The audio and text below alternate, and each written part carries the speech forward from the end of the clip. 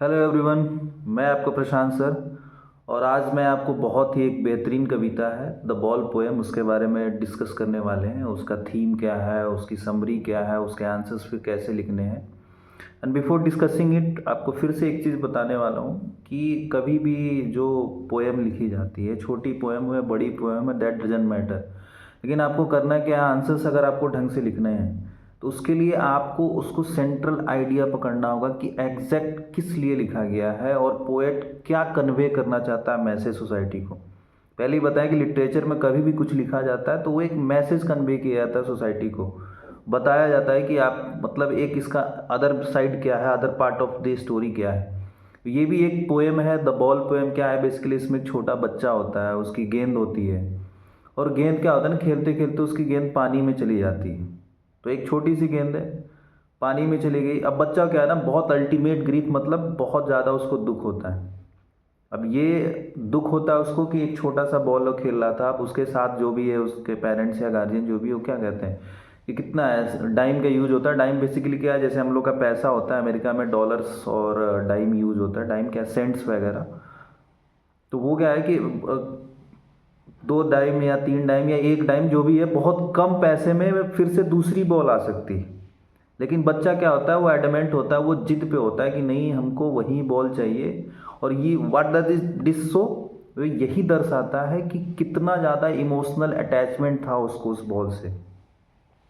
बहुत ज़्यादा अटैच था वो। फिर जिद करता है कि नहीं, मुझे वही ही गेंद चाहिए, मुझे दूसरा गेंद नहीं चाहिए, वो गेंद इरिप्लेसेबल है मेरे लिए। लेकिन फिर उसके बाद से पोएट जो है यहाँ पे देखिए बॉल के थ्रू ना सिग्निफाई कर रहा, पर्सोनिफाई कर रहा उसका यूथहुड, मतलब चाइल्डहुड को। और कैसे चाइल्डहुड से धीरे धीरे मूव होगा आगे, कैसे बड़ा होगा, तो चीज़ों को क्या है ना समझने का है। और ये हमारे ही जीवन में, ये सिर्फ बच्चे का नहीं है, किसी के जीवन में आप किसी से भी बहुत ज़्यादा अटैच्ड अगर हैं तो उसके बाद से आपको अगर खो जाती है वो चीज़, चाहे आपका कोई नियर एंड डियर वंस की डेथ हो जाती है, या पार्ट वेज करते हैं, आप किसी से दूर चले जाते हैं, तो उस ग्रीफ को ओवरकम करके आपको लाइफ में आगे बढ़ना होता है। और इस पोएम में भी यही बताया है कि कैसे जो वो बच्चा था कि इस ग्रीफ को ओवरकम करके कैसे धीरे धीरे अपने चाइल्डहुड से अपने एडल्टहुड की ओर बढ़ता है। और सारी चीज़ को फिर रिजिडनेस उसके अंदर आती है। और जैसे कि उस हार्बर, हार्बर क्या होता है, हर बार आपको मालूम है ना कि जहाँ पे शिप्स वगैरह जो रहते हैं, जहाँ पानी वगैरह का बैंक्स होता है, तो कहता है कि हार्बर में जैसे डीप ब्लैक वाटर, मतलब जैसे पानी वहाँ पे गिर रहा है, उसी तरीके से इसके जीवन में इमोशंस क्या है ना, उसको साइड करके फिर आगे बढ़ना होता है। तो हमें भी उसी तरीके से कोई भी चीज़ के लिए हम लोग, दुख होती है, ग्रीफ सबको होती है, तकलीफ सबको होता है, हर्ट सबको होता है। लेकिन क्या होता है कि उसको ओवरकम करके हम लोग को लाइफ में आगे बढ़ना होता है। पीछे जो बीत गया उस चीज़ को सोच के हमको आगे का जीवन नहीं है, अब डिसीजन लेके आगे बढ़ना है। तो ये बेसिकली थीम ही आपको सबसे ज़्यादा पूछा जाता है और इसी से रिलेटेड आपको क्वेश्चन भी किया जाता है। अब इसमें बेसिकली क्या है, छोटा सा पोएम है कि बच्चा है, उसका बॉल खो गया है, उसका क्या है कि साथ के लोग हैं, बोलते हैं कि दूसरा बॉल दिला देंगे, वो जिद पे अड़ा रहता नहीं, मानता ही नहीं है। तो इसमें क्या है ना, दो तीन चीज़ें बेसिकली उसको डिस्कस कर लेते हैं। पहला क्या, लॉस ऑफ इनोसेंस है। इनोसेंस क्या है कि boys ball represents is care free childhood. होता है ना कि बॉल का रिप्रेजेंट कर रहा है केयर फ्री चाइल्डहुड। का मतलब क्या है, आप जब छोटे होते हैं बचपन में, तो क्या होती है, कोई आपको किसी प्रकार की कोई टेंशन नहीं होती, बिल्कुल केयर फ्री जीते हैं आप। और आपको समझ में नहीं आता उस समय, कॉम्प्लेक्सिटी समझ में नहीं आती, किसी चीज़ को खोने का दर्द आपको पता नहीं चलता कि उसकी क्या अहमियत है। ये तो बड़े होने के बाद समझ में आता ना कि उसकी कोई कीमत नहीं थी, उसको बॉल की क्या थी, दूसरे बॉल ला सकते हैं, अदर ऑप्शंस आपके पास अवेलेबल है। लेकिन वो जो छोटा बच्चा, उसका इनोसेंस ये है कि वो जिस चीज़ को खेलता है या जिस चीज़ के साथ रहता है उसका उतना लगाव हो जाता है। तो इनोसेंस है उसका, तो उस चीज़ को धीरे धीरे जैसे बड़ा होता है आदमी, उस इनोसेंस को खोते चला जाता है।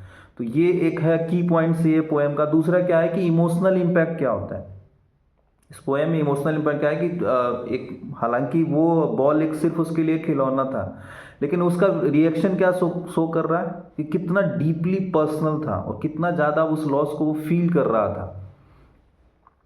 ठीक है। तीसरा क्या, यूनिवर्सल थीम एक बता रहा है, जो अभी आपको समझा रहे थे। यूनिवर्सल थीम क्या होता है कि हर इंसान का जो कैरेक्टरिस्टिक होता है, इमोशंस होता है कि कैसे कुछ प्रीसियस को या फिर कोई ऑब्जेक्ट है या कोई लव्ड वन है उसको खोने का जो दर्द है ना, उससे ओवरकम करके हमको आगे बढ़ना है जीवन में। यही सबसे बड़ा थीम है कि नो मैटर आपको कितना भी ज़्यादा बड़ा ग्रीफ क्यों ना हो आपके जीवन में, आपको रिजिड नहीं होना। रिजिड का मतलब कि जड़ नहीं होना, उस चीज़ को लेके बैठ नहीं जाना कि अब मेरा सब कुछ बर्बाद, अब कुछ नहीं, आगे का जीवन है। आपको you will have to move on, आपको आगे मूव करना है, आपको आगे अच्छा करना है। और इसमें जो भी टोन और रिदम का इस्तेमाल किया पोएम ने, बहुत सिंपल सी एक कविता है, लेकिन थीम इसका बहुत इंपॉर्टेंट होता है।